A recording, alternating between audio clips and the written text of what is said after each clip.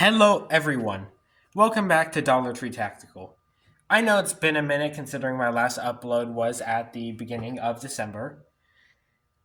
And I'm not going to apologize for that because I've been busy. And if you want to know whether or not I'm still alive and still making things, you can follow the official Dollar Tree Tactical Instagram linked in the bio as per usual. Anyways, if you clicked on this video, then you are here for either two things: to see that I have safely made it back to YouTube after several months, or you actually want to know how to make a Kydex sheath for your knife. I actually made this knife. It is for a good friend of the channel, call sign Ender, over on Instagram and YouTube, I think. He's a very chill person. I fuck with him heavy, and I will be shipping him this knife. But he also gets the accompanying Kydex sheath for the knife, and I thought a good return to form video is making the Kydex sheath for you guys to watch. Now, as you'll probably notice, we are not at the usual spot for the videos. We are at my fixture table because I have been welding, because I've been learning how to weld, and now I have fixture tables. Any and all future shop videos will most likely be filmed here at the fixture tables. And without further ado, let's get straight into the video. Now, this process it's going to take a bit because, you actually got to make the thing. The longest part of it is actually after you already form the Kydex and then you shape it, get it ready. But anyways, what you're going to need is a pair of heavy-duty gloves. I prefer MIG welding gloves since they're a little bit more flexible than stick welding gloves. You're going to need a heat gun. That's going to be important, or if you have a defunct toaster oven that you don't mind smelling like absolute shit because plastic, use that. It'll actually give you better results, more even melting, blah, blah, blah, blah stuff. You're going to need your knife. You're going to need your Kydex. Now, the press I have here is one sheet of EVA foam bought at Home Depot, cut into corners. And I took two corners, put hot glue in the middle, squish them together, and that will give you slightly better resolution for the actual sheath itself. You can also do the same thing with holsters. I will most likely drop a holster making video in the future. And yes, I will drop a video on how to make knives. Now, the next part of it is how you're actually going to clamp it together. Now, here I have a fixture table set up with fixture post clamp things, and the other end is just a piece of half-inch plywood. But if you don't have a fixture table, you can just take two pieces of plywood. Either will work just fine. Now, from this point on in the video until maybe about a little over halfway, I will have just subtitles because I will be wearing a respirator since this shit smells horrible because plastic and you probably shouldn't breathe it in. So enjoy that. You will get to hear me speak after I am done forming the Kydex. Things to note before we start the whole melting and forming process. Blah, blah, blah. PPE, iPro, gloves. As much prep as you want to go into this will make the experience a whole lot easier. As you can see here, I have a 6x6 piece of Kydex since I'm going to be making a taco-style holster rather than a pancake-style holster.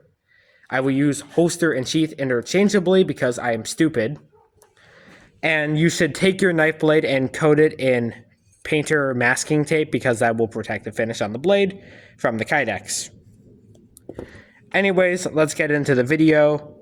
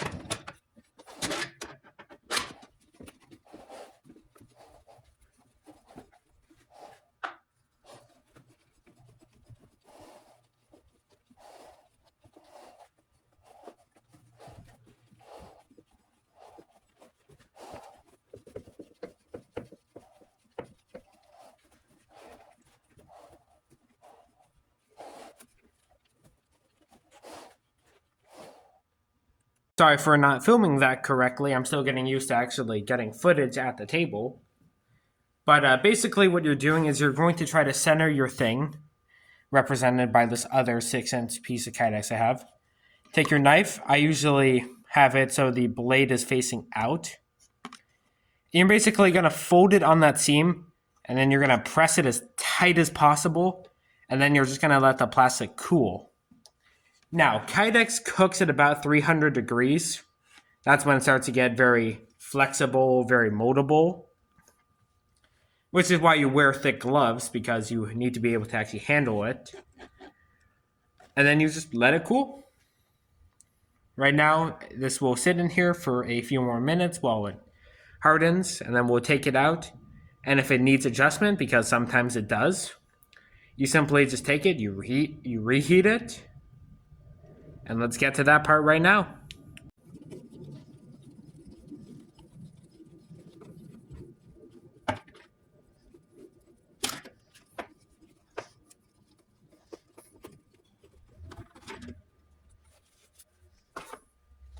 And yeah, okay, that is a fit. Yeah.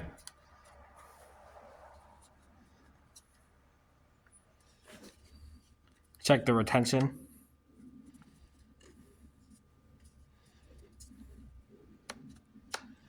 That's a little loose for me, so now I'm going to heat it up, squish it a little more.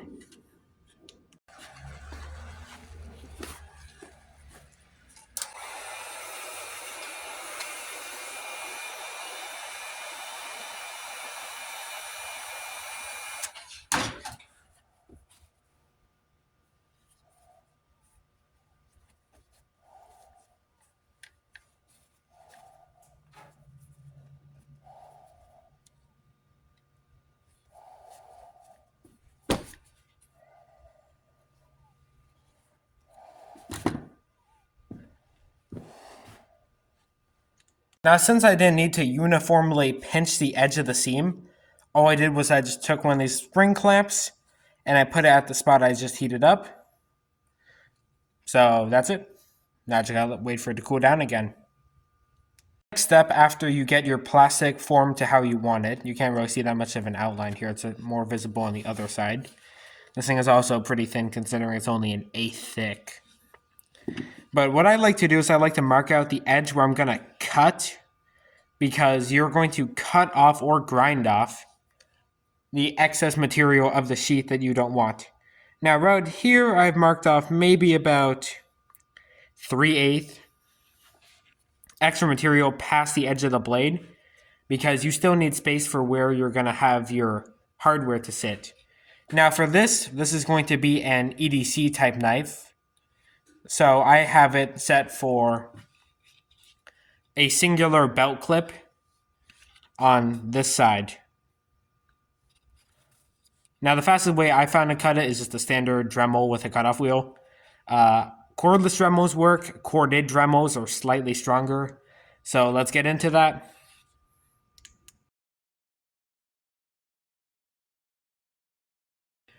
Sorry, everyone. My retard ass forgot to record it because, well, I did. But basically, I just trimmed out the line with the Dremel cutoff disc. You really do want to wear a respirator for that part, because it is basically cooking off the plastic into a smoke. And plastic smoke is never good for you. Anyways, let's get to shaping. Now, the first thing I do is, because Dremels don't really leave the cleanest cut, I usually take like a box cutter and I just try to get all that shit off the edge. You can usually use pliers, but you basically just want to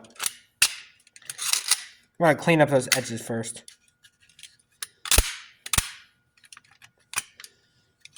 Now, I forgot a step, and that is I actually prefer to drill out where my hardware is going to go before I start doing the final shaping on the sheath, because that way it just makes it a bit more uniform as an end result. Now, so far I took my sheath, I marked out the spots where I want to go, marked by these 2 Sharpie dots. I have my 3/16 drill bit, and I'm just going to start drilling.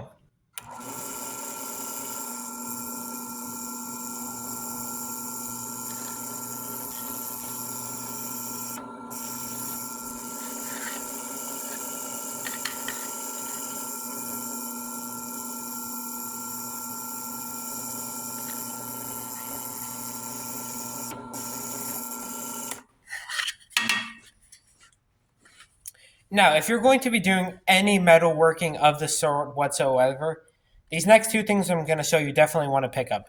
You want a drill press. Now, this step could have been done with a hand drill, but with a drill press, you're getting a perfect 90-degree hole, and you're also not having to drill for it. When you're drilling through steel, it makes the process so much nicer. I picked this one up from Harbor Freight for $80. Yeah, I know Harbor Freight, blah, blah, blah, Milwaukee, blah, blah, blah, tools. If it works, it works. You want to buy a belt sander. If you are doing any sort of metal work, you want a belt sander. You will get better results than with an angle grinder. And overall, it's just a nicer process. Buy a belt sander. You can buy a cheap one for like $100 on Amazon. It is 100% worth it. Wear ear pro, wear gloves, wear eye pro. Things can shoot out at you, it is loud, and you don't want your hands to hit the belt.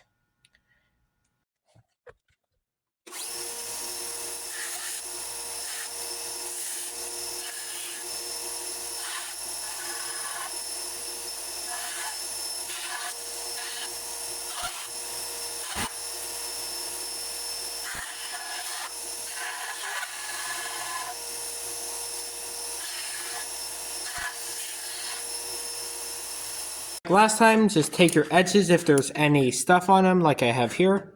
Just take my box cutter, run along the edge.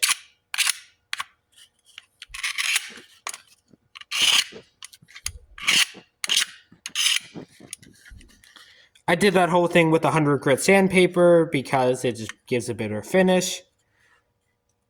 And let's install the hardware. Last thing I do is I just take a little isopropyl on the paper towel, wipe it off, get all that plastic shit off. Because when you grind Kydex, it turns into a very, very fine dark black dust, and it gets everywhere. I went ahead and installed the hardware. As you can see here, we have the belt clip. We have the 2 Chicago screws with the rubber washers and the female side on the back. And it passes the shake test. It doesn't fall out. Moves a little bit, but it gives you a nice draw. Right, and there you go, people. That is how you make a simple Kydex sheath for your knife. Have a good time. Stay silly. Stay safe. I'll see y'all later.